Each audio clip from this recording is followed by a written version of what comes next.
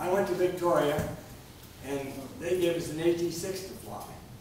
Well, it was a hot plane too. And the AT-6 was designed for us to fly cross countries with. And we went to Matagorda Island while there, and we shot tow targets. Planes would put a tow target on like you pull across the sky, you know. And our bullets that we were shooting were coated so that you could see the holes in the tow target as to whether you hit it or not. Well, I hit it enough times to get a gunnery medal for it.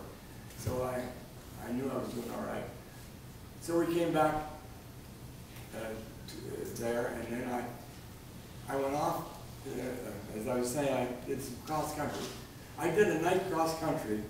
It was supposed to go from Victoria, Texas to San Antonio, to Wharton, Texas, and home. Well, I like music then like I like now. So when I took off, I turned on the music, and our plan was to follow night beacons, red beacon lights along the way. And it would tell you where you are, and you know when to turn and go where we were. So I kind of flying along there, and I made a turn where I thought I should have, and I was flying along after that, and lo and behold, it was a beautiful moonlight night, but the moon was reflecting off the ground. You don't usually see the moon reflecting off the ground. I said, holy mackerel, I'm over water. Well, I was not supposed to be over water on that night. I found myself out in the middle of the Gulf of Mexico. Well, then I started to sweat. I opened my canopy to try to get some air in there, and what did it do? It sucked my map right out of it. I tried to radio my base, but it was too far away from it. I was way down here, and my base was way up there. And so anyway, I said to myself, if I'm over the Gulf of Mexico, I got to fly north to see where the land is. And I saw a green beacon, which meant they had night landing facilities. But then another complication. My fuel warning light came on, which indicated I only had 10 minutes of gas left. So what did I do? I melted down as best I could. I slowed the RPMs down. It's one way to save gas. And I chugged into this base and landed. And as I landed, my engine cut out and I was out of gas. They had to bring a guy up to the tow thing to tow me in. I said, where in the world am I? And they said, you're at Corpus Christi Naval Air Station. And I said, I'm not supposed to be. They said, you are. Well, I called my instructor back home, back in Victoria, Texas, told him where I was, told him I'd get gas and fly home tomorrow. So that night, I slept on a bench with my parachute as my pillow. The next morning, I got up and flew back home, and my instructor met me at the thing. I thought, oh, I'm going to get it now. He said, Larry, there's two kinds of pilots. There's those that's been lost, and there's those that's going to get lost.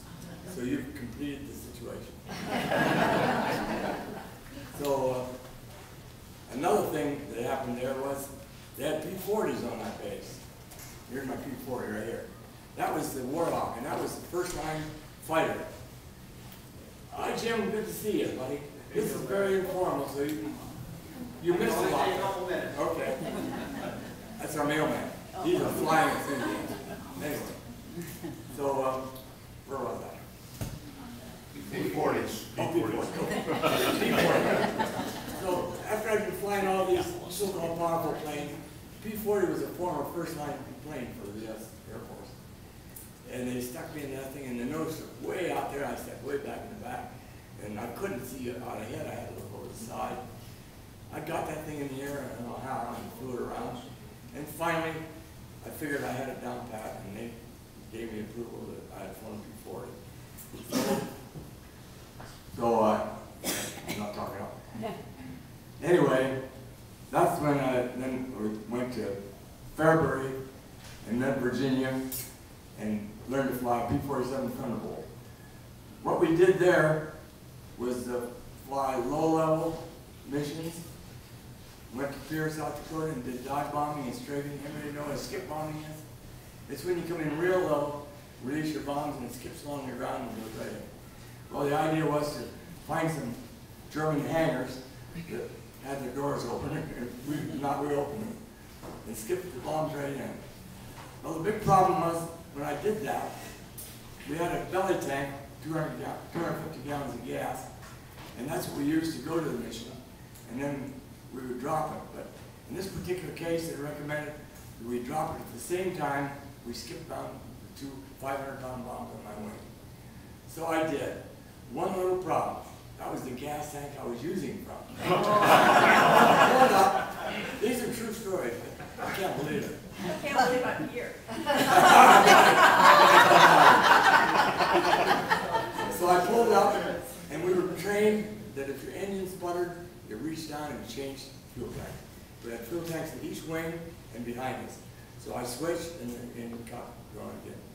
The guys came over, looked at me, looked at my underside, and made sure that I hadn't got a lot of damage. And so we flew on from there and finished that mission. Then, after flying here and going up to Pierce, South Dakota, and coming back and saying goodbye to Virginia, I flew down here to Baton Rouge, Louisiana. Now there was the place. I met the girl right away. Her name was Carolyn Hotard. I remember these names. Oh, yeah. She was the daughter of a guy who was in the candy chewing gum business. I always liked double mint gum, but I couldn't get it. It was short. But having her between me and her father, I was able to get all the double mint chewing gum I wanted for the rest of the war. In fact, Barney will confirm this. Even after we were married, she was contacting me, right? It didn't discourage her very much at all. What's a wedding?